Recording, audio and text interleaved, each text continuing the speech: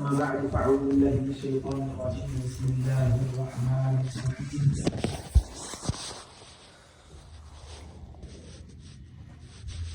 والعصر إن الإنسان لفي خسر إلا الذين آمنوا وعملوا الصالحات وتواصوا بالحق وتواصوا بالصبر صدق الله العظيم. Assalamu alaikum wa rahmatullahi wa barakatuh.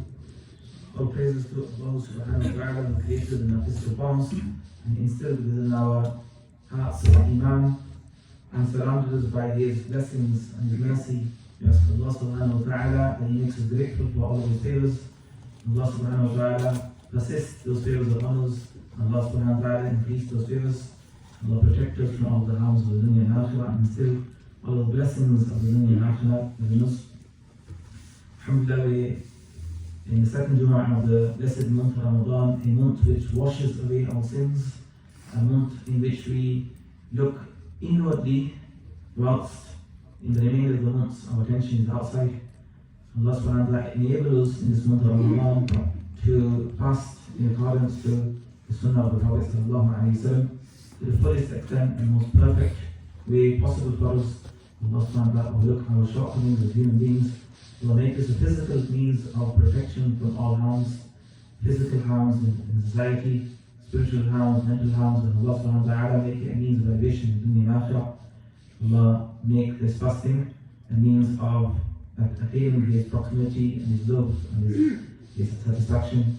Allah enable us throughout this month of Ramadan to fast and in many Ramadans ahead.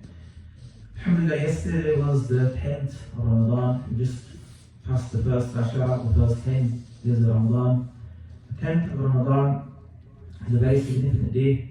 The 10th of Ramadan is the day upon which Sayyidah Khadija al-Kubra radiyallahu ta'ala anha, al-Mu'mineen, the mother of the believers, the wife of the Prophet sallallahu alayhi wa sallam, the first of the believers in fact, passed away on the 10th of Muharram, approximately 3 years before the hijrah of the Prophet sallallahu alayhi wa sallam. So I want to speak a little bit about Sayyidah Khadija al-Kubra radiyallahu ta'ala anha, who was an amazing woman who made immense sacrifices for the Prophet ﷺ and sacrifices for Islam, and is an amazing example for us as practice and sacrifice in Islam. So just a little bit about the background of Sayyidah Khadija radiallahu ta'ala anha. Sayyidah Khadija radiallahu ta'ala anha, her lineage meets the lineage of the Prophet ﷺ at Qusay bin Kilab. Qusay bin Kilab is one of the significant forefathers of the Prophet ﷺ, the lineage of the Prophet ﷺ. Qusay bin Kilab is probably the most important individual in fact. Qusay bin Kilab is the one through whom the Quraysh attained the status of leadership in Mecca. Qusay bin Kilab, he is from the forefathers of the Prophet ﷺ. And in his time, the people who ruled Mecca were the Quraysh. The people who ruled Mecca in the time of Qusay was the Khuza'a tribe, the tribe of Khuza'a. They were taken over from the Jurham, who ruled Mecca prior to that. In the time of Ismail alayhi salam, when Ismail alayhi salam settled in Mecca, everybody knows the story of Zamzam, which caused water to appear in Mecca when there was no water. From agriculture, people settled there and a community built up, and eventually from being a barren wasteland, it became a city, and it's the most visited city in the world today. And the history of that is in the water of Zamzam. The barakah is in the water of Zamzam, and eventually Allah subhanahu wa ta'ala instructs Ibrahim alayhi salam to build the Kaaba, and when the Kaaba is built and the people come from Hajj, and at that time the rulers of Mecca are the Jurham tribe. So then Ismail alayhi salam marries into the Jurham tribe, and they are the ruling tribes. Eventually, later on, another tribe comes and takes over Khuza'a tribe, the Khuza'a tribe. And when the Jurham tribe are overtaken and they're expelled from Mecca, they don't leave happy. What do? They bury all the treasures that were within the Kaaba. There were golden statues, there was weaponry that was very, very expensive and valuable. And the most valuable of all things was the waters of Zamzam. They sealed the well of Zamzam. For hundreds of years, the well of Zamzam, nobody knows where it is. The well of Zamzam is sealed for hundreds of years. the Khuzaa tribe are now ruling Makkah. Eventually what happens, Qusay bin Kilab, who's from the ancestors of the Prophet ﷺ, he marries the daughter of the chief of the Khuzaa in his time. And when the chief of the Khuzaa is passing away, he hands over the leadership to Qusay bin Kilab. You see, he is very impressed. He has children of his own. So he deprives them and he selects Qusay because of his ability in leadership. So Qusay bin Kilab, from the ancestors of the Prophet ﷺ, becomes the leader, and his tribe, the Quraysh tribe, then take leadership of Makkah. And then many decades, if not centuries later, you have Abdul, the grandfather of the Prophet ﷺ, who has a dream about Zamzam, and he is the one who uncovers the waters of Zamzam, and he digs the Zamzam, and whilst he's in fact digging for Zamzam, many days pass, and he only has one child at that time, Hafeez.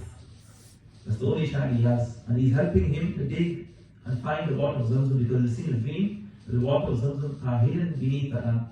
So whilst they're digging for many days, the people come and begin to mock them and say, what are you doing? And if you don't stop, we'll physically stop you. So Abdul then makes a vow, Allah, if you give me 10 sons, I will slaughter one of the sons for your sake. So then Allah gives them 10 sons. And then what happens, the youngest son, Abdullah, his life is on the line. So then what does he do? Abdul he doesn't want to slaughter him, he goes and seeks advice. So the advice is given is that the blood money for a person in those days was 10 camels. So he's told that draw lots, draw sticks, and create 3 sticks. One of the sticks is going to be Abdullah's name, the other stick is going to be 10 camels, and the third stick means you try again. Okay? So he began to draw, and every time he drew, it was the name of Abdullah. So what would he do? He would add 10 camels and then draw again. And he drew and drew until it became 100 camels. Until the name of the camels came was 90, and then it became 100, and he stopped there, and he slaughtered 100 camels for Abdullah. And the Prophet ﷺ is known as Ibn al-Dhabihain, the son of the 2 slaughtered ones, the 2 who were on the verge of being slaughtered. One is Ismail alayhi salam, and the second is the father of the Prophet Abdullah, the son of the 2 slaughtered ones. So this is something about the age of the Prophet ﷺ, which is very important and very significant. Because the man is recognized by lineage. In fact, one of the things that Islam defends is the lineage of people from the maqasid of Sharia. Maqasid of Sharia means the objectives of Sharia. Part of the objective of Sharia is for a person, the deen to be protected, is for a person's honor to be protected, a person's wealth and livelihood to be protected, but also for the nasab, the lineage of the person to be protected. This is one of the important things that Islam upholds. So the most important lineage for us to know is the lineage of the Prophet because that is what gives recognition of precisely who the Prophet is. So anyway, in regards to the lineage of the Prophet, we have Qusay bin Kilab. He has 2 sons, Abdul Uzza and Abdul Manaf. From the 2 sons, Abdul Manaf lineage goes to the Prophet and Abdul Uzza lineage goes to Sayyidah Khadija radiallahu ta'ala. So Sayyidah Khadija radiallahu ta'ala, she had a lineage connecting back to the Prophet, so not close lineage but a far lineage, but nevertheless there was a lineage connecting to the Prophet. So that's one similarity between the Prophet and Sayyidah Khadija. Second similarity is that the Prophet at the age of 40, as we know, revelation came and the Prophet began to propagate Islam. Prior to that, Allah subhanahu wa ta'ala, one of the wisdoms of the Prophet receiving the revelation at the age of 40 is for the people to know who the Prophet is, to know his trustworthiness, to know his honesty, to know that when he's going to come as a messenger, they can trust him, they have no excuse but to follow him. So the Prophet prior to the age of 40, the Prophet he had attained titles which the other people didn't have. He was known as As-Sadiq al-Amin, As-Sadiq, the truthful one, the one who would never lie, and Amin, the trustworthy one, the one who you could trust with, with words and physical belongings. The Prophet ﷺ was one of the people in Mecca who physically looked after the belongings of people. Many people are not aware of this. The Prophet ﷺ looked after the belongings of people. There was no banks or anything like that. There was people who were trustworthy, the belongings would be left with those people and would look after them. And I mentioned this prior, probably a number of times, that when the Prophet ﷺ made hijrah, the reason why he left Sayyidina Ali radiallahu anhu behind is in order for the belongings to be returned to the people. Those belongings to be returned back to the people, and the belongings were not harmed and damaged. So the Prophet ﷺ, he had these amazing titles before he even began to propagate Islam, and Allah SWT honored him with revelation. But similarly, Sayyidah Khadija radiallahu ta'ala anha, before marrying the Prophet ﷺ, she had the title of being a tahira, the pure one. And the reason for that was because she was pure in her character, to such a degree that she never spoke ill of anybody. She never backbite anybody, speak ill of anybody. She was known as a tahira, the pure one, the one who's pure in character. So the Khadija radiallahu ta'ala anha, when she married the Prophet sallallahu alayhi wa sallam, so the Khadija radiallahu ta'ala anha was in most reports 40 years old. The reports are mentioned younger, but in most reports there's a mention of 40 years old, and that's the famous narration which is taken by the scholars. And the Prophet sallallahu alayhi wa sallam himself was 25 years old. So the Khadija radiallahu ta'ala anha, she had been widowed twice before. She married twice before, and two of her husbands had passed away. In fact, both of her husbands had passed away, and she was at that time 25 years old. She was 25 years old, and she had been married twice, and both husbands had passed away, and it was 15 years she hadn't married anybody. Until the Prophet ﷺ came, and she was so impressed with the character of the Prophet ﷺ that she herself proposed to the Prophet ﷺ for marriage. She had declined proposals to her for marriage many times before, and she herself proposed to the Prophet ﷺ. She sent the Prophet ﷺ with belongings in order for the Prophet ﷺ to act as an agent and sell those belongings, as a business trade. And the Prophet ﷺ went, and she sent a servant, the sister of the Prophet Maysara. And when the servant came back, Maysara, she asked him regarding the Prophet ﷺ. Firstly, she was extremely impressed that the Prophet had brought profits that no one else had brought before. And then she asked Maysara, what was his character like? What was it like, traveling with him? And Maysara began to explain the beautiful character of the Prophet, that he was honest to the degree that people trusted him, and more people flocked to buy from him. And the Prophet ﷺ, when he traveled, the cloud moved over his head and shaded him. And when she heard these things, immediately she wanted to propose to the Prophet ﷺ. The Prophet ﷺ heard the proposal and said, I'm going to speak to my uncle Abu Talib. He spoke to his uncle Abu Talib. This is the respect of elders. The Prophet went. Abu Talib was like his father. He raised him as a father would from the age of 12 to 8 onwards. When Abdul, the uncle of the Prophet, passed away, Abu Talib raised the Prophet. But now the Prophet is 25 years old. He is a man who can stand on his own feet. Regardless, he goes to Abu Talib and asks Abu Talib's opinion. Abu Talib encourages the Prophet and our marriage takes place. And the Prophet marries Khadija radiallahu ta'ala. So the Khadija radiallahu ta'ala, the Prophet has 7 children from Sayyidah Khadija radiallahu ta'ala. 2 boys. In fact, the Prophet has 6 children from Sayyidah Khadija radiallahu ta'ala. One of the children, in total the Prophet has 7. One of the children was from Sayyidah Maria radiallahu ta'ala. And the remainder 6 was from Sayyidah Khadija radiallahu ta'ala. And those children were 2 boys and 4 girls. The 4 girls of the Prophet sallallahu be pleased with all of them were Zainab, Kulthum, Ruqayya, and Sayyidah Fatima radiallahu ta'ala. And then the boys of the Prophet sallallahu you have Qasim, the first son of the Prophet sallallahu. Because of that, he was known as Abu Qasim. The Arab had tradition of naming people after the first sons. Abu Qasim, the father of Qasim. And then you had after him Abdullah, who was known as the Tahir and the Tayyib, because he was born when revelation was started. Qasim was born before. So it's known as the Tayyib, the Tahir, the one who was pure, born in pure times. And then finally, the third son of the Prophet of Maria, after Khadija, was Sayyidina Ibrahim, who passed away approximately the year 8 Hijri. All of the boys of the Prophet passed away when they were very young. And that was one of the things that the Prophet, Allah subhanahu wa ta'ala tested the Prophet with in order for elevation. To bury your own children, there's nothing more difficult. I cannot, in fact, imagine anything more difficult than a parent having to bury their own children. And a person burying their own children, it's more difficult than burying parents, because you expect that to happen. The Prophet was tested with all of his children passing away in his lifetime, except for Sayyidah Fatima radiallahu anha. So the Fatima radiallahu anha was the only one who survived the Prophet, and 6 months later she passed away as well. So she passed away on the 3rd of Ramadan. Speaking of last as well.